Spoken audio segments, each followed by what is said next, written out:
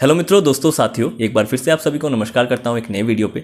ESIC वालों ने UDC का मेंस एग्जाम कंडक्ट करवा के शायद भूल ही गए हैं कि इनको इसका रिजल्ट भी आउट करना है। तो मैंने सोचा क्यों ना एक कंपैरिजन वीडियो बनाया जाए ESIC UDC versus bank clerk के बीच में। तो इस वीडियो पे आपको एक डिटेल कंपैरिजन देखने को मिलेगा, starting from working hour, work culture, salary, promotion, posting, ये सारी बातें आपको इस वीडियो पे पता चलेगी, दोनों के बीच क्या अंतर है। तो एंड तक जरूर देखना है वीडियो मेरे दोस्त, ये वीडियो आपके लिए बहुत हेल्पफुल होगी। तो सबसे पहले शुरू करते हैं ईएसआईसी और बैंक के बीच क्या बेसिक ऑर्गेनाइजेशनल डिफरेंस है। देखो, बैंक जो है एसबीआई हो या कोई भी नेशनलाइज्ड बैंक हो, वो एक पीएसयू है। पीएसयू का मतलब होता है पब्लिक सेक्टर अंडरटेकिंग। इसको आप पीएसबी भी बोलते हो, पब्लिक सेक्टर बैंक भी बोलते हो। इसका मतलब ये होता है कि गवर्नमेंट ऑफ इंडिया का कुछ शेयर है, 51% से ऊपर है, इसलिए गवर्नमेंट ऑफ इंडिया इसका मेजोरिटी स्टेक होल्डर होता है। बाकी शेयर मार्केट में होते हैं, जैसे आप में कोई भी इसको खरीद सकते हैं। ये हो गया बैंक का स्ट्रक्चर। अगर ईएसआईसी की मैं बात करूँ तो ईएसआईसी एक ऑटोनोमस बॉडी है। ऑटोनोमस बॉडी ये हो गया कि ऑटोनोमस बॉडी ये होता है कि ये अपने ऑर्गेनाइजेशन खुद कंडक्ट करती है। इसका कोई शेयर है ये सब है नहीं, उसका फंडा है नहीं।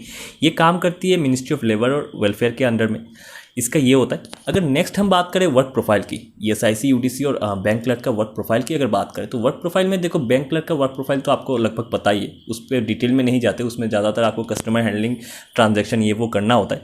ईएसआईसी की अगर बात करो तो ईएसआईसी में मैक्सिमम आपको क्लरिकल जॉब करने होते हैं। Clerical job in the sense paper work ये वो होता है। वहाँ पे कस्टमर डीलिंग ऑलमोस्ट ना के बराबर होता है, एक्सेप्ट अगर आपको डिस्पेंसरी में ईएसआईसी डिस्पेंसरी में देते हैं तो उसको छोड़ के ऑलमोस्ट ना के बराबर आपका कस्टमर डीलिंग होता है।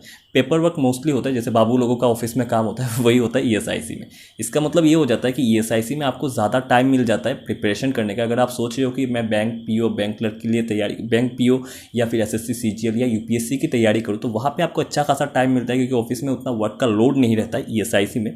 बैंक में थोड़ा सा मुश्किल हो जाता है, क्योंकि बैंक में काम करके पूरा दिन थक हार के एक तो आप आते हो, शरीर काम नहीं करता है, शरीर जवाब दे देता है फिर से तैयारी करने के लिए, और पूरा दिन काम के बीच में तो आप कुछ तैयारी कर नहीं सकते हो। ये हो गया एक बात। नेक्स्ट अगर हम बात करें प्रमोशन, पोस्टिंग के बारे में, प्रमोशन बाद में आता हूँ। पोस्टिंग के बारे में अगर बात करें तो ईएसआईसी में मोस्टली आपको टाउन बेस्ड पोस्टिंग होता है। गाँव वगैरह में उसका ब्रांचेस नहीं होता है, तो वहाँ पे वो तो आपका चिंता की बात नहीं है कि आपको गाँव में कहीं भेज देंगे।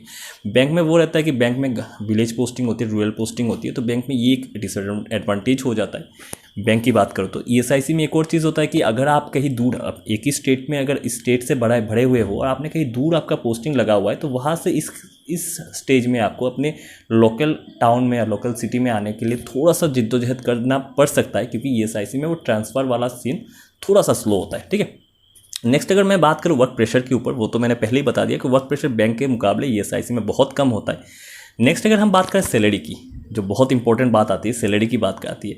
सैलरी की अगर बात करूँ तो ईएसआईसी में एक्स क्लास सिटी की अगर बात करूँ, एक्स क्लास सिटी में आपका ग्रॉस अराउंड 45 के आसपास होता है एक्स क्लास सिटी में। बाकी वाई और जेड में थोड़ा सा कम होगा। एक्स क्लास सिटी में 45,000 के आसपास उसका ग्रॉस आता है। वेयरएज बैंक में अगर आप क्लर्क ज्वाइन करते हो as a fresh clerk, X class city में अगर आपका पोस्टिंग होता है तो 38, एसबीआई की बात करो, अगर एसबीआई क्लर्क होता है तो 38 के आसपास, दूसरे बैंक में 36 के आसपास आपका ग्रॉस सैलरी बनता है। तो सैलरी वाइज भी ईएसआईसी का हाई है बैंक से।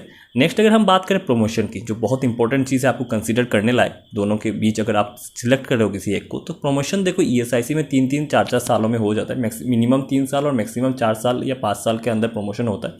तो अगर प्रमोशन आप ये होता है यूडीसी से, आपका नेक्स्ट प्रमोशन होता है असिस्टेंट, फिर आपका होता है एसएसओ। एसएसओ एक बहुत अच्छा पोस्ट है, अगर सही से आपका प्रमोशन हो तो 7 से 8 साल में आपका एसएसओ, यूडीसी से एसएसओ आप बन सकते हो। वेयरएज बैंक में यहाँ पे मैं अपर हैंड देना चाहूँगा, क्योंकि बैंक में 3-3 साल में ना, अगर कोई बंदा सही से एग्ज़ाम दे और सही से वो प्रिपेयर करे, उसका बाकी सब, अगर उसको ऑल इंडिया पोस्टिंग से भी कोई दिक्कत नहीं है, तो बैंक में बहुत जल्दी प्रमोशन होता है। वो ईएसआईसी से बहुत बहुत बेहतर है। तो ये हो गया इसका प्रमोशन का, सैलरी का, आपका वर्किंग कल्चर का, ये सारे डिफरेंस जो भी थे मैंने आपको बताने की कोशिश की। आप बहुत वाइजली चूज़ करिएगा। अगर आप इस सिचुएशन में हो कि ईएसआईसी का, यूडीसी का कल रिजल्ट आता है, आप ऑलरेडी बैंक में एम्प्लॉयड हो और आपको अगर चूज़ करना है इन दोनों के बीच में, तो आप बहुत वाइजली चूज़ कीजिएगा। दोनों का जो डिफरेंस है, मेन अंतर है, मैंने आपको बता दिया है कि कल को आपको पछताना ना पड़े 5 साल बाद कि मैंने ये क्यों चूज़ किया और वो क्यों चूज़ नहीं किया। ठीक है, तो ये वीडियो यही तक था। बहुत धन्यवाद आपको ये वीडियो देखने के लिए। देखो पूरा स्वेटिंग हो गया और नहीं बना पाता हूँ, तो यहाँ पे एंड करते हैं। Thank you very much. हो सके तो सब्सक्राइब कर देना, वीडियो को लाइक कर देना। Tata bye bye, take care.